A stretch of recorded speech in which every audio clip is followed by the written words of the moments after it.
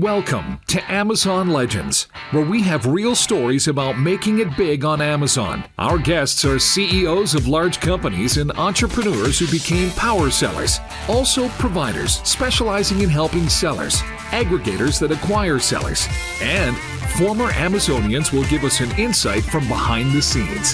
Here is your host, Nick Urison.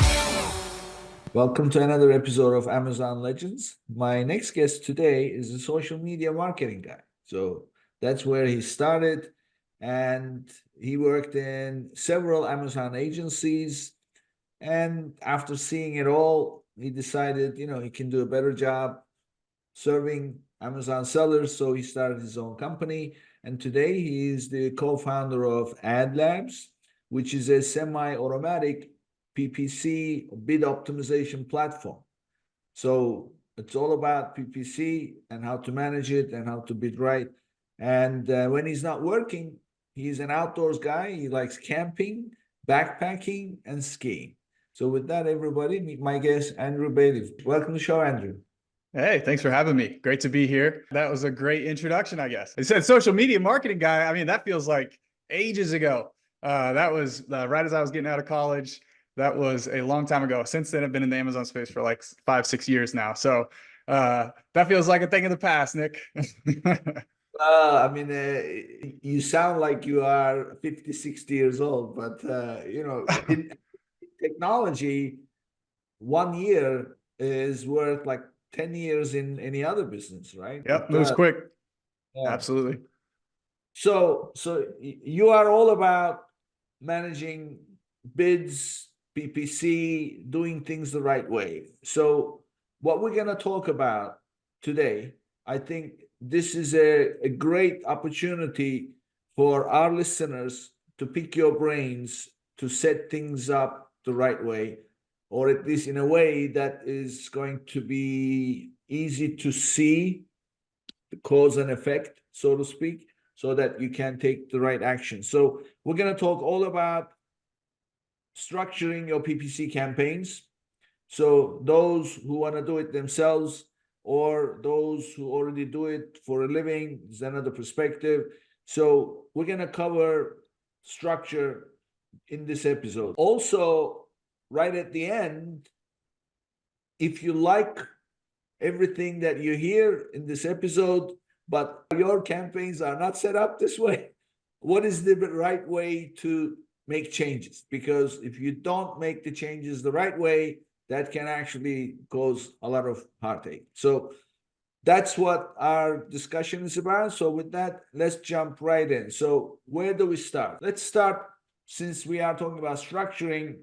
Imagine you're a brand new seller and you're setting up a PPC campaign for a parent listing with a few variations. So walk us through, how do you do that? Yeah, that's a good question and a good place to start. I'm actually going to back up even further than that before we even get to this specific example and really break down what we're even talking about here. When people say campaign structure, what do they mean? What are they talking about? Really, when it comes to campaign structure, it's just two things. One thing you're really trying to decide is how aggregated or how segmented you want your data to be. There's a conversation around aggregation versus segmentation. Okay, so people have a lot of different approaches, and they all fall somewhere on this spectrum of aggregation and segmentation. So let me give you two ends of the spectrum to start. So on the immense aggregation side of things, you'll have things like catch-all campaigns. So these are basically all your products inside one ad group, inside one campaign, and all the performance data for those products is aggregated under one campaign. So that's one end of the spectrum.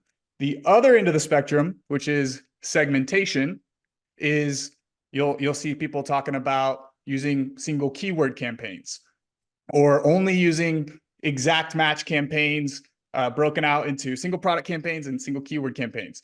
That's like the other end of the spectrum where you're just like hyper segmented, where every single ad dollar is going. So basically, the conversation around campaign structure stems from this. How aggregated or how segmented do you want your ad data to be? Or do you need it to be? Right? That's the starting point, right? You got to figure out what levers do you need to be able to pull, what data do you need to be able to investigate, analyze, and that's all going to kind of tie into how you go about setting up your campaigns from the beginning.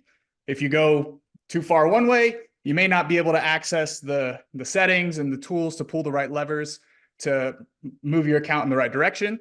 If you go too far the other direction, you may miss out on some of the algorithmic benefits that Amazon provides in some of these cases. So yeah, I'm excited to dig into this a little bit more and break down this a little bit further because, where do people even start, right? Like, how do I know how aggregated or segmented I want my campaigns to be? I'm just getting started setting up this account, setting up these campaigns. I don't know where to go.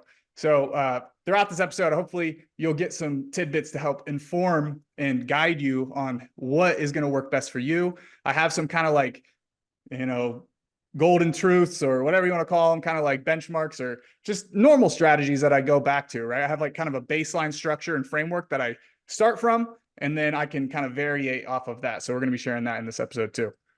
Yeah. So as you were talking, the aggregation, segmentation, which one? So it reminded me of one of the Yogi Berra sayings.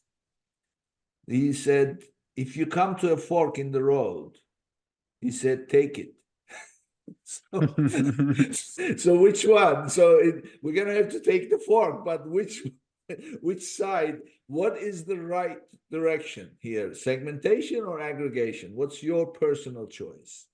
My personal opinion is it depends on the account, number one. And number two, I fall somewhere in between, somewhere in the middle. I like to have enough segmentation to be able to interpret the right metrics that I need. I don't like to over segment and just be only using exact match within my account because I'm going to be missing out on all kinds of, long tail variations, one-off sales, those little algorithmic sales, get one click, one conversion. You're going to be missing out on that. If you're all exact match, you might be missing some keywords or things like that. You're not going to reach those longer tail keywords. So on the other end, to over aggregation doesn't give you the control that you need to be able to manipulate budgets and things like that at an individual product level.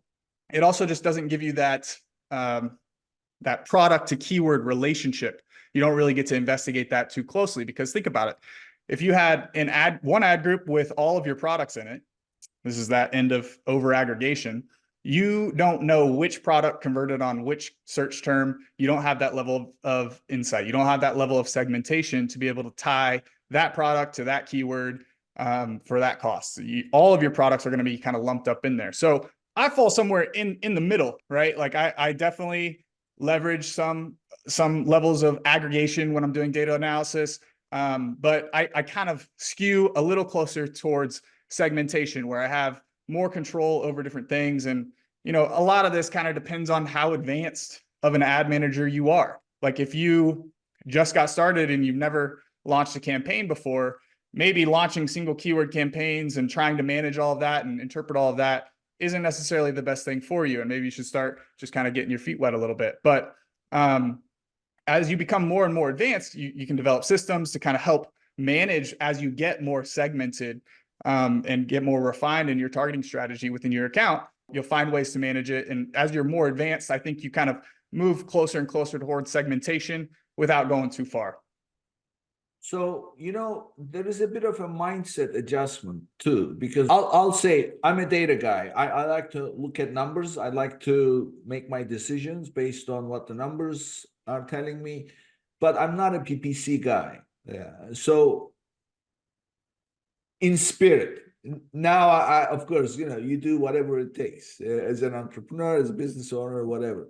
So at the very beginning, going way back, when I first started to dabble in PPC, the first thing that I looked to do, that I later realized, wait a minute, this is not really going to be possible, is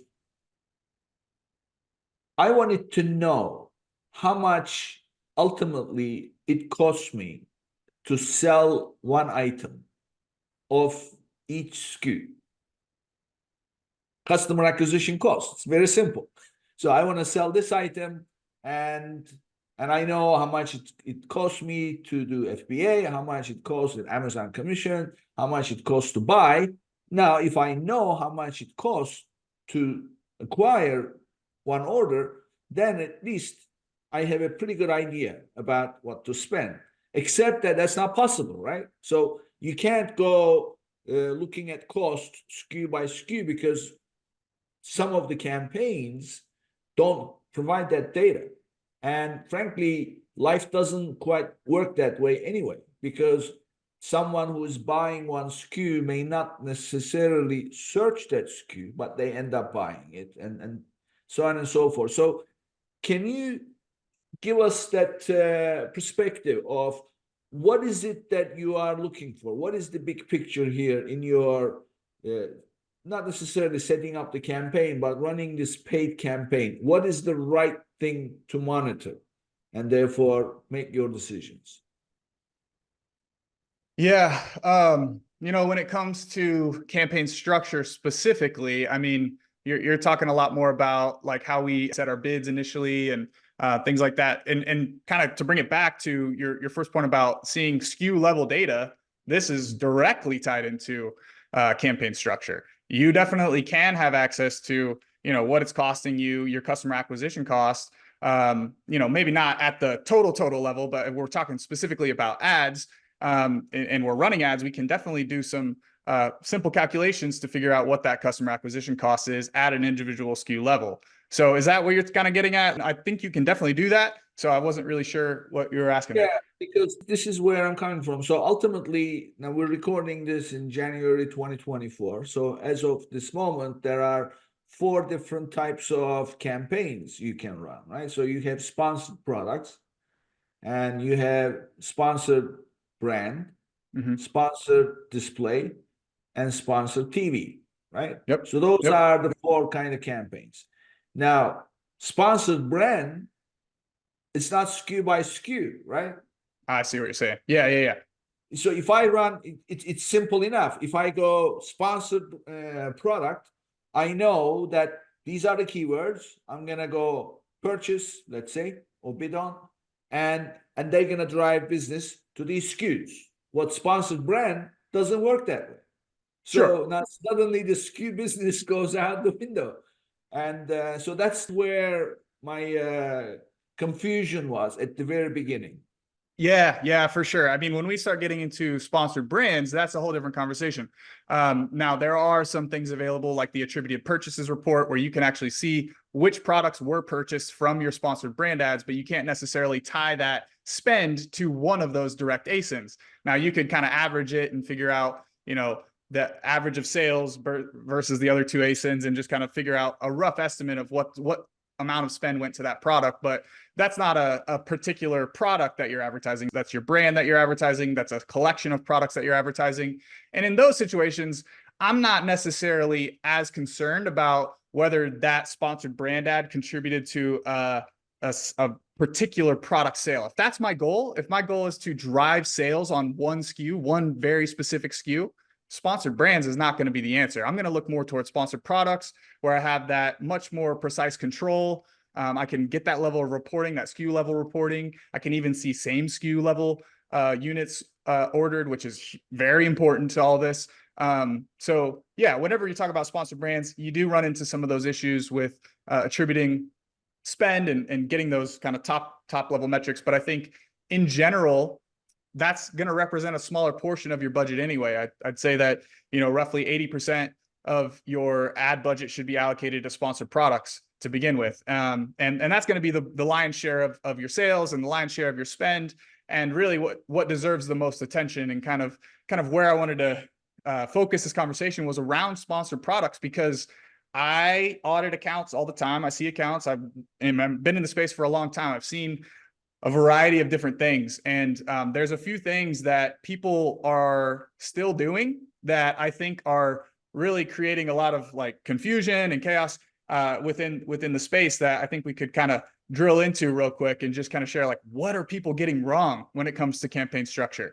And I'll start with 2 things. The first thing is that they don't have a strategy or a method to how they're launching their campaigns. They don't have clear naming conventions. Every campaign name is kind of named slightly differently or anything. And so it gets confusing whenever you're just looking at a campaign level, like what is actually going on in this campaign, because it varies across all my different campaigns. So they have no strategy. There's no like rhyme or reason to like which campaigns are trying to do what. There's no like goals associated with some of these campaigns. And if you have that base strategy, which is what I kind of want to get to and share with everybody today, is if you have that base strategy, you always kind of have something to start with, and you have options, and you can kind of pick and choose based on the situation which campaigns are most important for your goals. So first things first, you have to have some sort of method. You have to have a process, a system that you're going to use and replicate across your account, across your products, that is systematized, really. And then the second thing that I see a lot is people still using a lot of multi-product ad groups, or some people call them catch-all campaigns. This is one that I see a lot. Catch-all campaigns are good in a very limited context. I wouldn't say that catch-all campaigns should be your entire strategy. I kid you not, I was in an account just a few months ago, and I was looking through, and the person had 5 campaigns. They were all auto campaigns. And the first one was like catch-all campaign 1, catch-all campaign 2, catch-all campaign top sellers, catch-all campaign holiday keywords. And I was like, this is ridiculous. Like, and that was their whole, like, that was it. That was all there was. And which is kind of crazy to me, just knowing the information that's out there on the internet that you're sharing through this podcast and everything like that, that people aren't kind of picking up that those catch-all campaigns cannot be your go-to strategy. Those can't be kind of your core base strategy. And in general, I kind of lean on the base approach of single product ad groups. This is kind of a starting point. And then we can kind of branch off from there. But single product ad groups are when you have a campaign, and then you have your ad group, and then just one product inside of that ad group. And so this gives you a lot of different controls, where if you had all your products in one ad group, you wouldn't be able to do certain things. So for example, if you have everything segmented at the ad group level, all your products at the ad group level, then you would be able to see how one product converts on a specific keyword, conversion rates, revenue per clicks, versus another product, how it compares on that same keyword. So this, number one, gives you that ability to control the specific product to keyword relationships. So maybe one product has a better conversion rate on this keyword, and this one doesn't have as good of a conversion rate. So you can bid a little bit more, be more aggressive on the one that has higher conversion rates, and bid a little bit more conservatively and not spend as much on the product that doesn't have as good a conversion rates for that keyword. When you had all your products in the same ad group, you'd basically just be bidding equivalently for both of those products on that one keyword. And so you don't have that control to really hone in and get precise. And this lack of segmentation can lead to wasted spend and that inability to see how you're actually wasting spend when it comes to the specific performance that products are producing on any given search term. So single product ad groups is really, a place to start. And there are situations where, maybe it makes sense to add more than one product to an ad group. I would say in general, though, those are only in cases when I'm dealing with ASINs and catalogs that exceed, 2,000 ASINs or more. So I have accounts that have 30,000 ASINs, and the approach and the structure that we're deploying for that campaign might look a little bit different than what I would do on an account that has 100 products. Simply due to just the volume of campaigns that you would run into could be quite a bit more. If you're, going down like a single product campaign route, you can't really scale that for 30,000 ASINs. I mean, I think Amazon has a limit of 10,000 campaigns. You can obviously request to get more, but I imagine most people aren't hitting those numbers in terms of number of campaigns. But yeah, I could see a case for putting multiple products in an ad group in those large catalog scenarios. So how do you treat the variations? So if you have, and also think about the scenario where variations have different price points. So it's not necessarily the same price and not necessarily the same spec either. in terms of like, it could be like I have a client, they sell floor covers. So it's an epoxy floor kit, and they have variations, and between the variations they have different colors, and also they have different sizes. So it's basically 2 sizes, 5 different colors, so it's 10 variations. So obviously the one that covers a smaller square footage is cheaper. The one that covers more square footage is more expensive. So when you set up the PPC campaign, you would want to put the lower price one, but at the same time, that will then mislead, so to speak, to say, this is the only size available. So how do you deal with variations where there are different price points and different attributes? Yeah, this is a great point. Even a better case to be made there for segmenting your products at minimum and ad group level. Those products have different price points, different average order values. Therefore, we can afford to spend differently on those two different products based off of our target ACoS. And so as a base, having those segmented at a product or ad group level is step one. And there's a couple of reasons why. Like, let's say, you mentioned you have variations that have different colors of floor mats. Let's say one of them's black and one of them's brown. What if one of them performs really good on brown carb or floor mat and doesn't convert very well for a black floor mat? You'd want to be able to manipulate where you're spending and allocating more. So I could go into that brown floor mat ad group. I could increase bids on brown floor mat for that one and maybe decrease bids on the black. You know what I'm saying? So you have that control over that product to keyword relationship. And so this breakout allows that segmentation. On this same kind of vein, I think this will be kind of interesting to discuss. This is kind of stemming from a case study or a client I'm working with now. They have this product. They have 2 variations. One of them is a lower price point. One of them is a higher price point. For the longest time, the lowest price point product was driving a majority of the volume, right? And this was before I was managing. When I came in and started managing it, I was like, hey, we should probably represent the larger size as well. Give that option, maybe take up more page real estate, win more auctions and searches and things like that. And so we segmented it out. And over the last 3 months, really been scaling those campaigns up. And now the larger size is selling way more than the smaller size was. And that's great for the business, right? That's a higher price point product, driving more sales. And now, it's kind of transitioned to the point where the larger size is now winning a bulk of those impressions, winning the organic page placement. There's a clear case to be made, and at least just test it, right? If you have multiple variations, you want to have them set up so you can identify your winners, your top sales drivers, and be able to push on those if they generate any sort of momentum. And so, yeah, I think segmenting variations is very critical. This can be highly related to merchandising. So let's say for your brand defense campaigns, when somebody comes in and searches your brand, what are the first 4 placements on that search? Those are going to be your paid sponsored product ads, right? Yes. When it comes to setting up your brand defense campaign, you can pick out, which products do you want to showcase in that top of search placement, right? How are you outlining your product catalog? Do those products that show up at top of search when somebody searches for your brand make sense? Are they the right ones?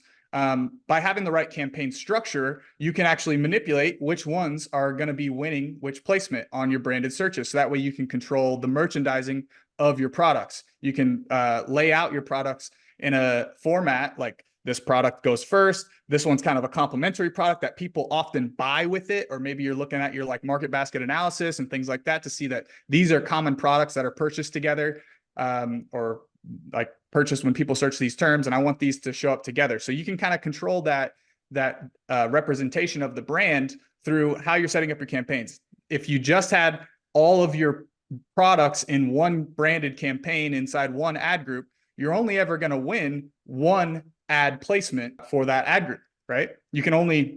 One ad group can only ever win one placement on an individual search query. So by having them broken out into multiple ad groups, you can now win, let's say you had 4 products, you can now win 4 page placements on your branded search. So this allows you to, number one, capture more page real estate, grow your paid SOV within brand and non-brand search. I mean, you can deploy these tactics and these strategies across any tactic, really. But the structure is really what allows you to, that gives you the capability to even do those things. Like if you don't have the right structure, it all really stems from that. If you don't have the right structure, you're gonna hide the ability to do certain things that you would be able to do were you to use the appropriate structure. Yeah. Yeah. I mean, really, what I'm hearing, Andrew, is segmentation is really the way to do it. I myself like to separate things so that way you can hone in on where the real cause of the issue is.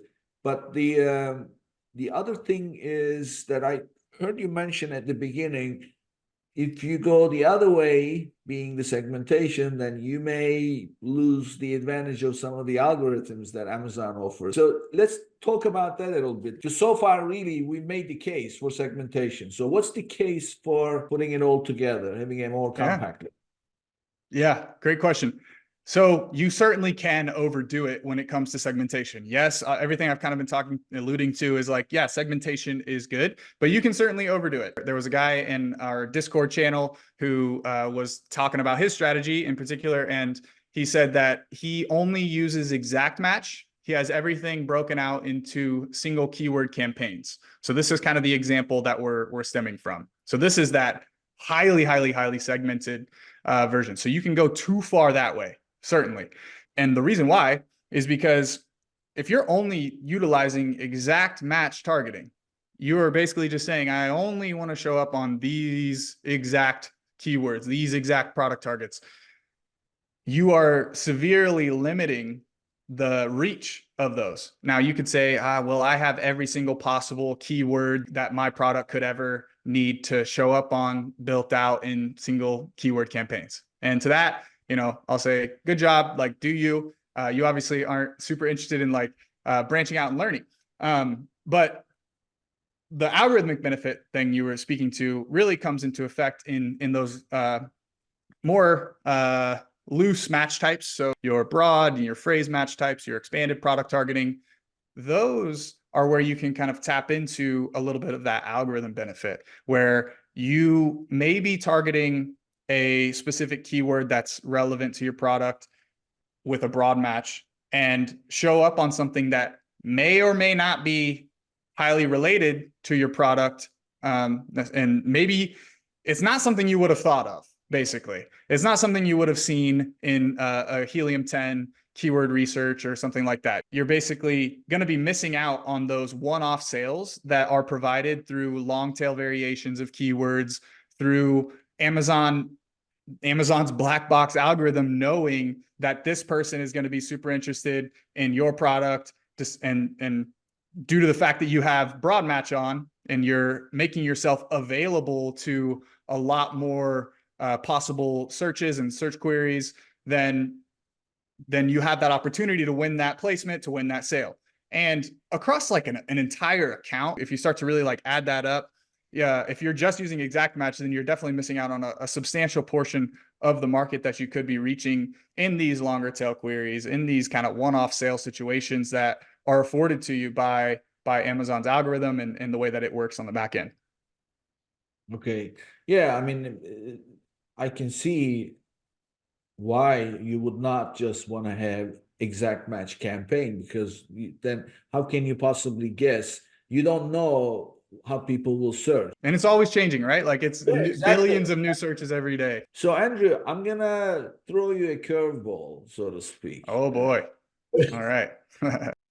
As you know, Amazon often loses inventory or overcharges fees. With Arti, you can now recover up to 30% of your lost revenue. At a monthly flat rate of only $99 with no commission fees for unlimited reimbursements, you can increase your bottom line. Their automated Amazon-compliant process ensures hassle-free refunds.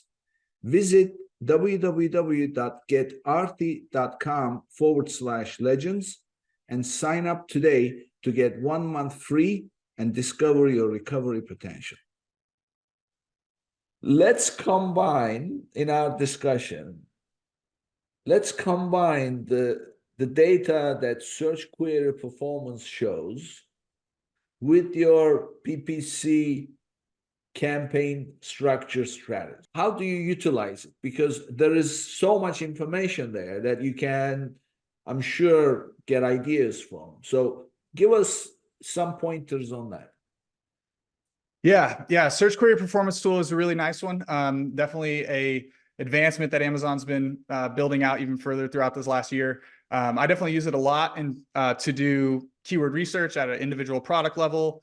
And then the second main thing that I use it for is to keep a pulse on my competitiveness in the market, so I can see what click share I'm contributing or generating from specific searches, to kind of monitor where I'm dominating more, where I'm maybe underrepresented, underfunded, and that kind of informs what I'm going back to my ad account and making adjustments with. Yeah, search query performance report is good for analyzing specific product to keyword relationships and getting you kind of a bigger picture view of the market, of your competitiveness within the market. And then basically you can use that information to find pockets of areas of opportunity for you to go back into your ad account, add certain targets maybe that you had missed, or, experiment with changing bids on specific targets and seeing how that impacts the overall click share there or impression share that you're able to generate within that or for that product within that campaign, things like that. So I'll use that search query performance as information to then inform, maybe some tactical tweaks or optimizations that I can go back in and make with that. So, but share with us some examples. So what do you look at? And then how does that influence your campaign, setting up a new campaign or modifying some of the existing ones or adding keywords, removing keywords, things like that? Sure. Yeah. Here's a really easy example. Let's say I have a keyword in one of my campaigns and I've been increasing the bids, kind of inching them up, trying to get visibility on that keyword. And I'm like, why am I not getting visibility? Is it because I have low search volume, or is it because my bids are too low? Is this a low volume search term, or are my bids too low? I can very easily just go back to search query performance report or any keyword research tool and just get a sense of, what kind of volume is actually going to this keyword? Is this something that I should be trying to be competitive with? Is it affordable for me to continue to be upbidding these specific keywords, things like that? Other things, in relation to more like click-through rates and things like that, I'll use search query report for monitoring click share on specific keywords. So for example, I may switch my main image, change my main image, maybe add like some graphics and things like that there. And maybe I don't tweak anything else. Maybe I just running a split test on that main image, and I want to see if that will help me generate more of that click share. That's one other example right there. You change your main image, you want to see how your click share changed across a variety of search terms. You can go to that report and very easily see that change over time. So that's just a couple examples of ways you can use it. There's a ton of other ways that people break into it, but yeah. Yeah, like one of the things that also came up is search query performance ultimately gives you all the performance that you get from each keyword, where the number of searches, your share, impression share, and then click-throughs, cart ads, and purchases, right? So keyword by keyword, you're able to see that. So if you find yourself getting business out of a keyword and you're not even bidding on that keyword in the first place, so it becomes a no-brainer, right? So do you have similar kind of clever stuff? Like, for example, what I did, my recommendation was get a list of all the keywords that you are bidding on, and then compare that to the list of all the search query performance keywords, anything that's a mismatch between the two. If it's on search query performance, but it's not on the bidding, then add. And then equally the other way around, where you keep bidding and bidding and bidding, and then you're not getting even a click through, then obviously, this is something wrong with the content. That's where you have to do, which is what you were referring to. So can you share with us some other tactical ways to make use of the two together working? Yeah, I mean, we've kind of laid out several of the examples in terms of how to use search query performance. The one you mentioned is good too, in terms of just doing keyword research. I would say that, like, in general, with a new campaign launch, or if I'm just starting to represent a new ASIN, that's usually a good place to start to figure out what are the initial targets that I should be incorporating within these campaigns. So it's that initial keyword research phase. And then as you start to launch those campaigns, you may see changes in the data within there that inform the optimizations back and forth. So they're deeply connected in terms of how one can inform the other. And, I use them in tandem just for more analysis purposes and seeing, like, the impact of changes in the ad console. So, like, how are these different bid changes, or like, isolating that keyword into a single keyword campaign and being more aggressive with the budget on that one keyword impact the overall purchases on that specific keyword in search query performance report. Okay. And as far as the campaign itself, looking at the campaign performance, what numbers are you tracking in the campaign performance in terms of making the judgment call that this is working or this is not working? And give us some ideas about that. Yeah, I mean, I think most people who are running PPC campaigns, their primary KPI is their ACoS. That's the main thing most people are concerned with. That's your overarching profitability metric for your ads. So first and foremost, I'm gauging the success of my campaigns based on, am I at the targets that I have set for myself for this particular campaign? And if not, I can, work towards that. But that's really, a driving factor in a lot of optimizations within accounts is, are we meeting target ACoS? That's usually a first place to start. Now, how you actually arrive at what those targets should be and things like that is a whole other conversation. And, different keywords could have different ACoS targets depending on, how aggressive you want to be, or how important that is for your ranking, or how aggressive you're trying to be to steal that ranking on that particular keyword. So yeah, I think, all those things are super important. So I have another question. So when you are looking at, obviously, you can go to your campaign manager and then you can see the ACoS and blah, blah. That's the total. Sure. But when you want to drill down, especially if you've done the segmentation in a fairly diverse way, you want to look at each one and you download your reports.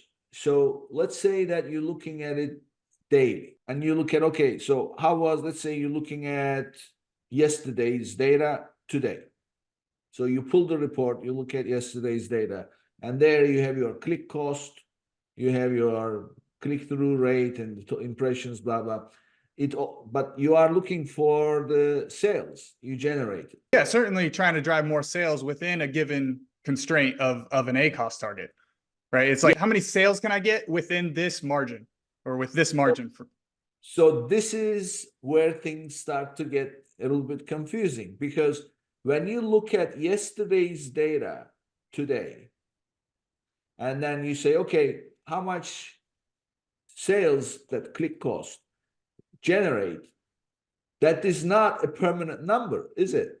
No.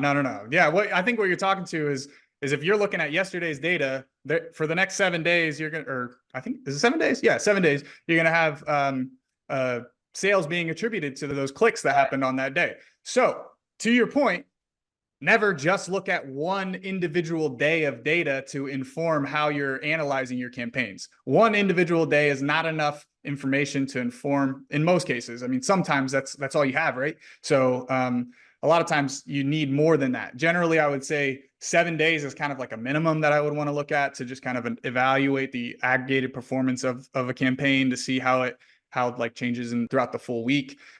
So yeah, I'm not just looking at like an individual day. There are certainly cases where I do just need to look at an individual day in order to inform what types of changes I need to make. But yeah, to your point, you know, the yesterday's data isn't fully populated yet. Not all the sales have been attributed yet. And so therefore we should probably wait a little bit longer to see how the metrics actually settle. So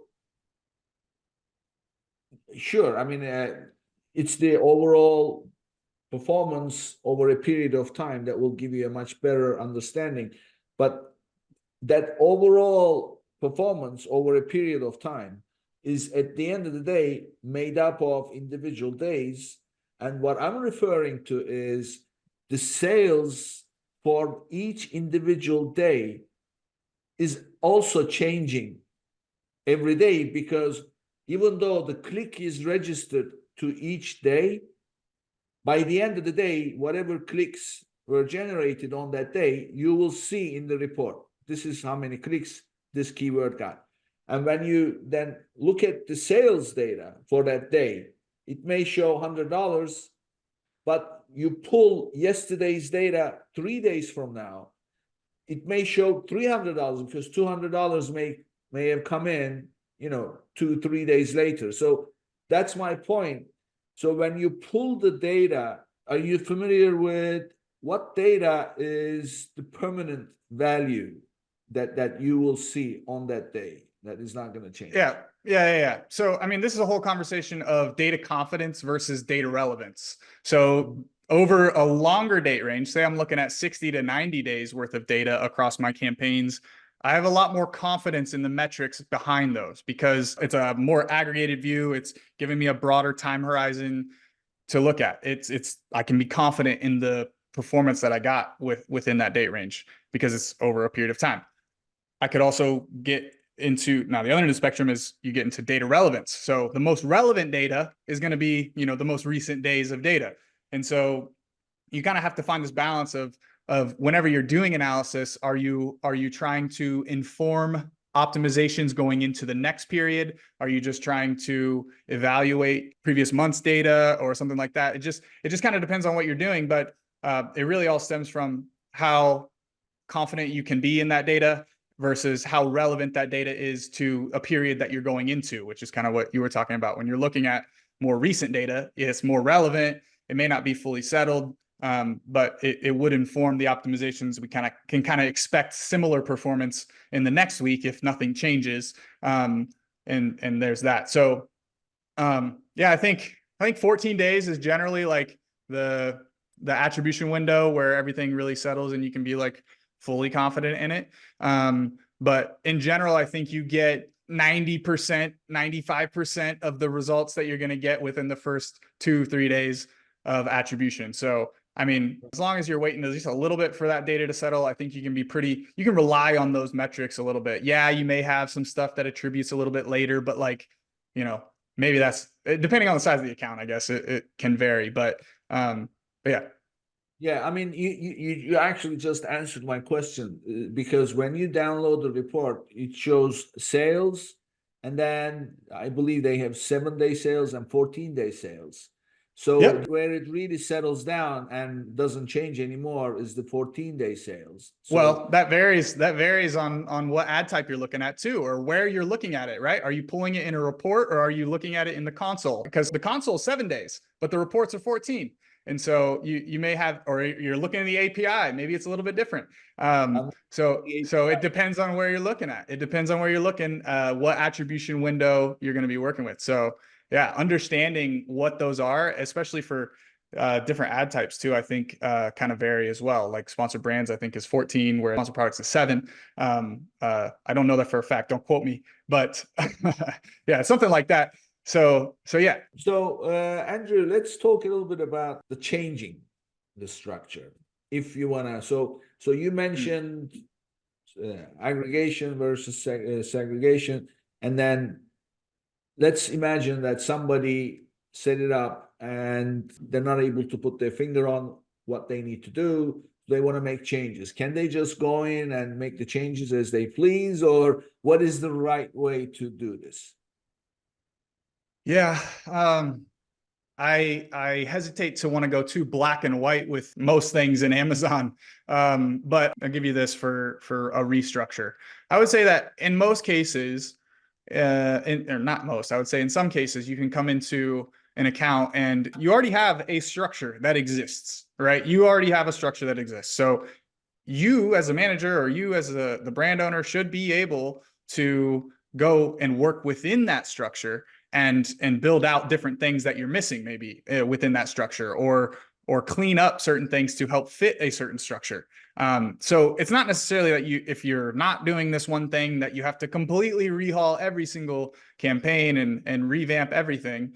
You can go through and make, small tweaks within the existing structure that could make an impact as well. So it's not that you just have to overhaul everything and follow exactly what I'm going to tell you, the exact structure I'm going to tell you, but because you may have some of these campaigns already set up. So it's really just coming in and getting an evaluation, getting an audit of like, okay, here's what we have represented. Here's the tactics we're deploying against. Here's kind of the general structure that we have set up for X, Y, and Z products. And then from there, we can kind of fill in the gaps, or depending on how bad it is, if we do actually need to do an overhaul, and restructure for these campaigns, then generally what we'll do is, we'll use the data from those old campaigns in terms of like, what are our bids, what are average CPCs, what are our conversion rates across different things. And we'll use that in that initial setup of the new campaigns. So we'll launch those new ones, and slowly we'll just transition and start to see our new campaigns start to win the visibility, win the impressions, win the clicks and sales. And we're not necessarily shutting off everything once we relaunch. It's a phased approach where we set those campaigns up. The ad spend was over here on these campaigns for quite some time. And so it may take a little bit of time to kind of get the ball passed over to our new campaigns and have those campaigns and those ads start winning the placements that your old ones were. And so you don't want to just go like, cut the wire on your old ones and then launch your new ones. You kind of want to phase the old ones out with, the appropriate management and budget allocations across the two. You can kind of slowly phase the new ones in. But I promised everybody before we hopped on here, and I know we're coming up on our time here. I promised everyone that I would give them my initial starting point for any product. And this is kind of generic, and there's some nuance to this, but this is kind of the core structure that I will generally start with, and I'll kind of explain it. So if, let's say I have one product, I'm going to first set up an auto campaign. Maybe not like first, but it really depends on where you are. I hate saying that because I may not set up an auto campaign if we don't have like really limited budgets or something like that. But generally speaking, I want an auto campaign running all the time. So that way I'm constantly showing up on new searches, those billions of new searches that are happening on Amazon every single day. I'm actually able to capture those because that auto campaign is constantly finding new searches and queries for me to show up on. So that's super important. Number two, I'll launch a manual research campaign. So these are going to represent my, let's just keep it in one tactic. Let's say non-brand. These are my non-brand keywords. And these are going to be leveraging either broad or phrase match. So I personally like to segment out my match types to where I can see and see how much of my spend is going to each of these different match types. So that way, in certain scenarios, I can pull different levers. So let's say I'm in more of a research phase for this product. I don't necessarily know everything that converts really well for this product. I haven't identified a lot of my top terms and core keywords or things like that. And I'm trying to find more. Maybe I'm pushing more budget to my broad and my phrase campaigns to help identify and harvest into my exact. So there's different phases that you could be in where you may need to push broad or push phrase a little bit more to expand your reach, expand visibility, and ultimately find more keywords and more targets to convert on. So there's times where you need to allocate budget specifically towards those broader match types. And so I like to have those broken out. It makes it nice and clean and clear, and gives me those levers that I can pull to support different times of year, different phases of a business.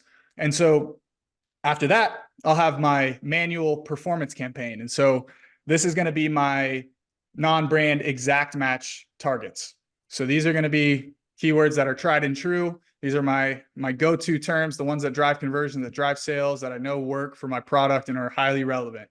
These are geared and they're set up to have precise control over that specific keyword to product relationship. So I can bid accordingly. And I know that those ads aren't going to be showing up on a bunch of variations of the keyword like they would on a broad or a phrase match. Like if you increase the bid on a broader phrase match, you're now opening yourself up to a much wider array of search queries that you weren't necessarily competing for before. If you're just using exact, you know what you're bidding on for which product. And so I'll have that segmented out. And then from there, we have kind of the same thing, but with product targeting. So product targeting within sponsored products now has expanded product targeting, and they have exact match product targeting. So within expanded product targeting, this is relatively new. This is more like your broad match for product targeting. And so these, I'll have that set up in one campaign, and then I'll have a performance version of my product targeting campaign. And so I have that structure to where at any point I can allocate dollars to more research efforts versus more driving performance efforts. I can balance the budgets across those different goals and those different tactics. But that structure right there, one auto campaign, two manual keyword campaigns, one broad, one exact, and then two product targeting campaigns, expanded, and one exact product targeting campaign. That's kind of like my core starting point. Okay, so that's like where I start. Depending on the complexity that we need to get into, from there, I can branch off and do a whole bunch of other things. Within my performance, I may break out those campaigns into multiple different campaigns that contain specific keywords based on search volume or something like that. Or maybe I know that these are my top 5 core keywords that are driving like 99% of my sales and my results. So maybe I want to break those out into their own single keyword performance exact match campaigns and operate on their own. But at its essence, at its core, it's what I just shared, those 5 campaigns. And then from there, I can branch it out and get more segmented as I need to. But then I still also have that algorithmic benefit, that more aggregated, broader view, where I'm doing more research and showing up on longer tail, winning some of those one-off sales and things like that. So that's my personal, I call it the campaign stack. It's what I start with. And there's a lot more to it than just that too, especially when you get into sponsored brands and sponsor display and all that type of stuff, brand targeting, all that. There's a whole multitude of campaigns that you could set up for any one individual ASIN. You could have a really robust structure, really robust campaign build out for any one product. And but yeah, that's kind of the essence, the core of where I start. And then from there, I can branch it out. Well, that's great, Andrew. So really, all our discussion is really best to title, so to speak, is for structuring sponsored product campaigns, right? We had to bring you back to cover the others because it's a whole discussion. Before we wrap up, quickly tell us how you would treat the branded keywords, branded terms. Branded terms. Yeah, you can. This one's a little bit easier, I think, for most people, unless you have like a really established brand. I kind of deploy a similar idea around just with branded keywords. Like I'll have like a broad brand and then like an exact brand for a particular product, and then have, multiple of those and things like that. So yeah, you can kind of deploy a very similar structure if you want to for your brand campaigns. But generally, I would say you don't necessarily need that auto campaign for your branded keywords because, that's not necessary. But your broad and everything like that will cover most of your queries that you're trying to get into. So yeah, I'll still add it and layer that in. Separate campaign for sure, though, right? Separate campaign for brand. Yeah, absolutely. And depending on the level of control that you need and the budgetary controls that you need, it could even just be one campaign with multiple ad groups in it for your different branded products. It could be as simple as that. Like I've certainly done that in the past. Great. Thank you, Andrew. This is where usually I'm getting to know you personally, but we're not going to do that now because we'll bring you back. And then we get into okay? This was great information. So tell us, Andrew, how can people reach you? Share your contact information with us.